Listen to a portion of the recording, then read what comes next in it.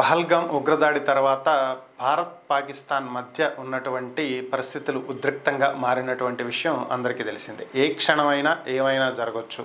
Bharat surgical strikes చేస్తుంది అని చెప్పి అందరూ అనుకుంటున్నారు. బట్ భారత్ సర్జికల్ స్ట్రైక్స్ చేయాలని అయితే అనుకోవట్లేదు. నాకున్నటువంటి అవగాహన మేరకు భారత్ సర్జికల్ స్ట్రైక్స్ అయితే చేయదు. భారత్ నేరుగా ఇటీవల 2 రోజుల క్రితం లేదా నిన్నే అనుకుంటా ఒక బహిరంగ సభలో మోదీ గారు చెప్పినటువంటి అంశాలు కూడా, ఎవరైతే ఉగ్రవాదులు ఈ ఘాతుకానికి పాల్పడ్డారో వారు మాత్రమే కాకుండా వారిని ప్రోత్సహించినటువంటి వాళ్ళు, దానికి సంబంధించి ఫండ్స్ సమకూర్చినటువంటి వాళ్ళు, ఈ ఉగ్రవాదులకి షెల్టర్ కల్పిస్తున్నటువంటి వాళ్ళు మొత్తం ఎవరిని వదిలే ప్రసక్తే లేదు.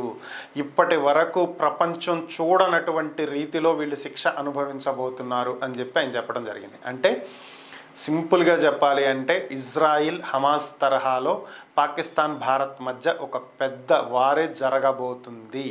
ఇది క్లియర్గా అర్థమవుతున్నటువంటి అంశం.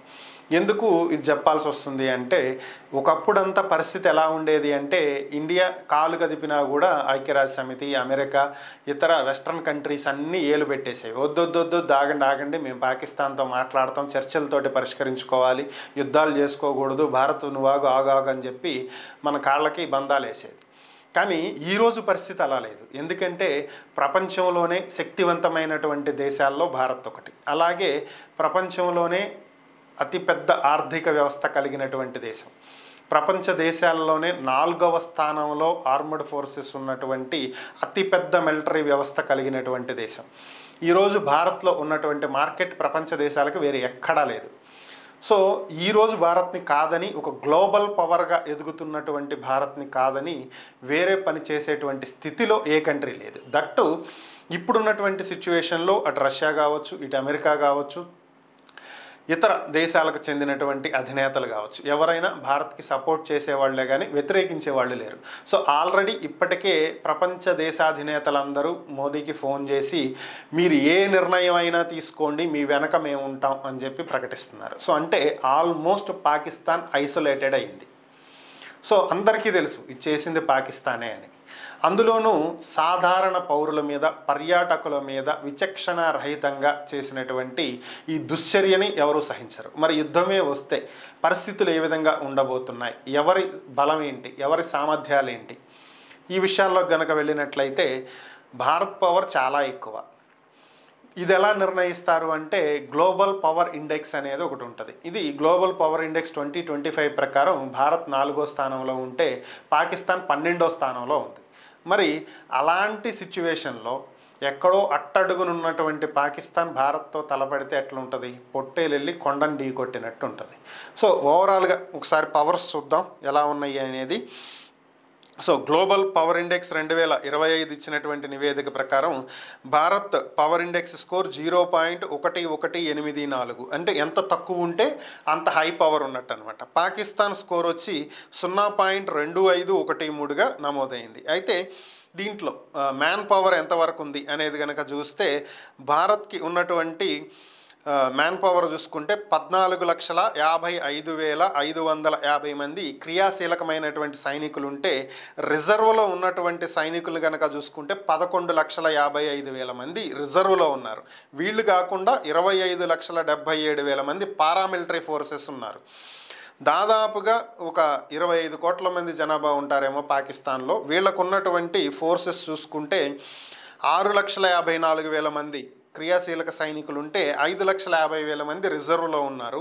ఒక 5 లక్షల మంది పారామిలిటరీ ఫోర్సెస్ ఉంటారు. ఇది మొత్తం కలిపినా కూడా మూలక రాదు. సో ఇక మనకున్నటువంటి ఎయిర్ డిఫెన్స్, ఎయిర్ ఫోర్స్కి సంబంధించి కనుక చూసుకుంటే భారత్ దగ్గర 2,229 యుద్ధ విమానాలు ఉన్నాయి. అదే పాకిస్తాన్ దగ్గర 1,399 యుద్ధ విమానాలు ఉన్నాయి. అలాగే భారత్ దగ్గర 513 యుద్ధ విమానాల సంఖ్య ఈ విధంగా ఉంటే, పాకిస్తాన్ దగ్గరేమో 328, అంతకంటే పెద్దగా ఏం ఉండవు డైరెక్ట్గా యుద్ధం చేసి ఫైటర్స్. అలాగే ఫైటర్స్ వేరు, బాంబర్స్ వేరు, రెండింటికి చాలా తేడా ఉంది. అలాగే అటాక్ చేసే హెలికాప్టర్స్, అంటే జనరల్గా హెలికాప్టర్స్ అనేవి సైనికులను ఒక చోట నుంచి ఒక చోటకి తీసుకెళ్ళడానికి, లేదంటే ఈ బాంబులు బుల్లెట్లు ఇలాంటివి చేరవేయటానికి, ఆయుధాలను సప్లై చేయడానికే వాడతారు. కానీ అటాక్ చేసే హెలికాప్టర్స్ కూడా కొన్ని ఉంటాయి. అవి చూసుకుంటే భారత్ దగ్గర 80 ఉంటే పాకిస్తాన్ దగ్గర 57 ఉంది. ఇక మనకు ఉండేటువంటి యుద్ధ ట్యాంకులు కానీ ఇలాంటివి కనుక మనం ఒకసారి చూసుకుంటే 4200 యొక్క యుద్ధ ట్యాంకులు మన దగ్గర ఉంటే 2627 పాకిస్తాన్ దగ్గర ఉన్నాయి. అలాగే ఇతర వాహనాలు అంటే సైనికులను ఒక చోట నుంచి ఒక చోటకి తీసుకెళ్లేవి కావచ్చు, పెద్ద పెద్ద ట్రక్కులు కావచ్చు, ఇలాంటివి కనుక మనం చూసుకున్నట్లయితే 1,48,594 భారత్ దగ్గర ఆర్మర్డ్ వెహికల్స్ ఉన్నాయి. పాకిస్తాన్ దగ్గర 17,516 ఉన్నాయి. సో అంటే ఇది అసలు ఏ మూలకి రానటువంటి పరిస్థితి. అయితే మొబైల్ రాకెట్ వ్యవస్థలు కనుక చూసుకున్నట్లయితే 600 పాకిస్తాన్ దగ్గర ఉంటే 264 కంటే ఎక్కువ సంఖ్యలో భారత్ దగ్గర ఉన్నాయి. సో ఈ మొబైల్ రాకెట్ అనేది ఏంటంటే భుజం మీద పెట్టుకుని షూట్ చేయగలిగే విధంగా ఉంటాయి ఇవి. సో ఇది పెద్ద మనకి ప్రాబ్లం ఏం కాదు, ఇది నథింగ్ అసలు ఇది. ఇక మనకున్నటువంటి నేవీ డిఫెన్స్ సిస్టమ్ కనుక చూసుకున్నట్లయితే 293 నౌకాదళానికి సంబంధించి మన దగ్గర ఆస్తులు ఉన్నాయి భారత్ దగ్గర. పాకిస్తాన్ దగ్గర 121 ఉన్నాయి.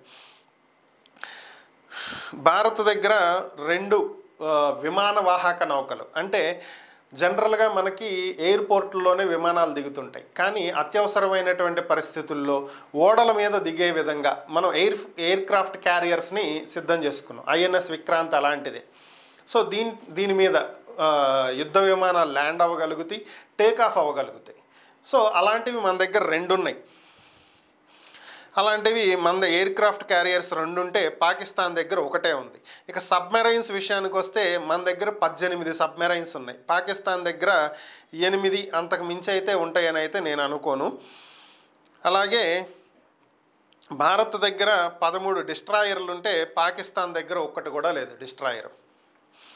ఇక రక్షణ బడ్జెట్ విషయానికి వచ్చినట్లయితే భారత్ ఒక సంవత్సరానికి ఉపయోగించే మన డిఫెన్స్ సిస్టమ్ బడ్జెట్ $75 బిలియన్ వరకు ఉంటుంది.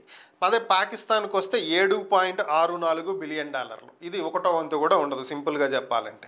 మరి ఇంత పవర్ పెట్టుకున్నటువంటి భారతే సంయమనం పాటిస్తూ చాలా సైలెంట్గా పద్ధతిగా పోతుంటే మరి ఏమీ లేని పాకిస్తాన్కి ఎందుకు? ఇదే చెప్తారు కదా పెద్దోళ్ళు, అన్నీ ఉన్న ఆకు అనుగుమణిగా ఉంటుంది, ఏమీ లేని ఎంగిలాగా ఎగిరెగిరి పడిద్దని. ఆ టైప్లో పాకిస్తాన్ పరిస్థితి టేడిసిందనమాట. సో దీంట్లో 1వ వంతు ఫోర్స్ ఇండియా ఉపయోగిస్తే చాలు, పాకిస్తాన్ అనేటువంటి ఒక కంట్రీ మ్యాప్లోనే లేకుండా పోద్ది. అలాంటి కంట్రీ ఈరోజు చేసేటువంటి పనులు ఇలా ఏడిసినాయి అనమాట. అది పరిస్థితి.